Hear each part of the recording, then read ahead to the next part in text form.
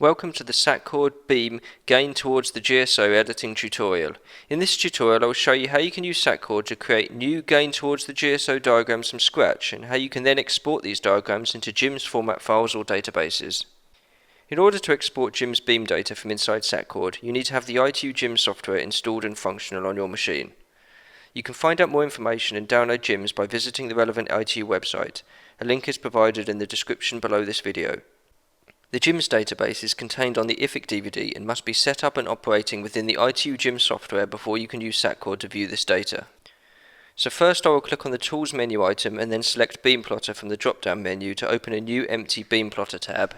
From here I will create a new dataset by clicking on the Add Dataset icon in the toolbar. Then I will add a new network by clicking on the Add Network icon in the toolbar. This will prompt us with a dialog asking for some information on the network we wish to add. I will specify the administration as UK, change the network name to TestSat, and specify an orbital position of 60 degrees east and then click on OK. As soon as the network is added, you can see that the projection of the Earth is centered on the orbital position of 60 degrees east. Next I will add a new beam by clicking on the Add Beam icon in the toolbar. I will leave the beam as a downlink beam but change the name to Test. Now the new beam is added to the data tree. Next I will add a new gain towards the GSO diagram into the newly constructed beam by clicking on the Add AGGSO diagram button on the toolbar. So now we have a new empty gain towards the GSO diagram. In Sat-Coord, gain towards the GSO diagrams can be one of four types, which can be selected through clicking on the AGGSO diagram type button on the toolbar. They can be of type custom data, which means they are a custom Sat-Coord type which allows us full control over the diagram and is what we will be using in this tutorial. Secondly, they can be of type GIMS data, which means that they reference a diagram in a GIMS database. If you import beam data from an SNS database, gain towards the GSO diagrams are set to this type by default and are retrieved from the GIMS reference database. Thirdly, they can be set to no data, which is the default state for newly added gain towards the GSO diagrams such as this one. Lastly, they can be set to simple data, which is a simple gain towards the GSO diagram of fixed user-defined gain for all geostationary locations. For this gain towards the GSO editing tutorial, we will set our new gain towards the GSO diagram to custom data type. As soon as we choose the type custom data, you can see that the beam plot on the right hand side is not able to display the diagram as there is no data specified in our custom diagram.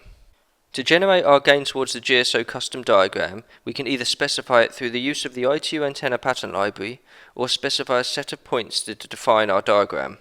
I will explain how we can set up a diagram using the former method, so I will next click on the Generate from APL button, which will open up a new dialog. In this dialog, our first two options are to set the relative easterly edge of Earth gain and the relative westerly edge of Earth gain. If we have a steerable beam which can be pointed anywhere on Earth, these should both be set to 0. But otherwise we should set what the relative gain is at the equator on the easterly and westerly sides. I will assume we have a globally steerable spot beam and leave these values as 0. Next I need to specify the ITU antenna pattern library details used to generate the gain towards the GSO diagram. For the default pattern, a maximum gain and a beam width need to be specified to define the antenna pattern. I will put in values of 40 dB for the maximum gain and 5 degrees for the beam width. On the right hand side of the dialog, you can see how the gain towards the GSO diagram will look with the current values selected. You can toggle this to instead view a graph showing how the gain varies by off-axis angle. Next I will click on OK and the generated gain towards the GSO diagram will be added. If we wish to make some minor changes to this data, we can edit individual points in the data by clicking on the Edit button in the toolbar.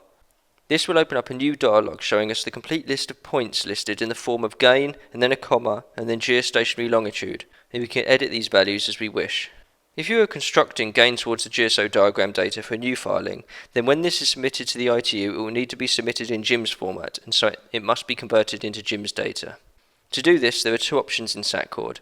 First, you can export an individual diagram into GXT format. These GXT files can then be read by GIMS, so can be imported into GIMS and saved into a new GIMS database. Alternatively, you can, at the network or beam level, export all diagrams you have made into a new GIMS database. To do this, select the new beam that we made, and then choose the Export to GIMS DB button on the toolbar. It prompts us for a database location and name for the new database. Once that is specified, Sat-Coord will start the export process and open up a new dialog providing information on the export process. It is possible that the custom gain towards the GSO data that you generated could not be exported to GIMS format if there was some validation issue with the data. For these cases, you will need to export to GXT file first and then import that into GIMS to understand what the validation problem with the diagram is.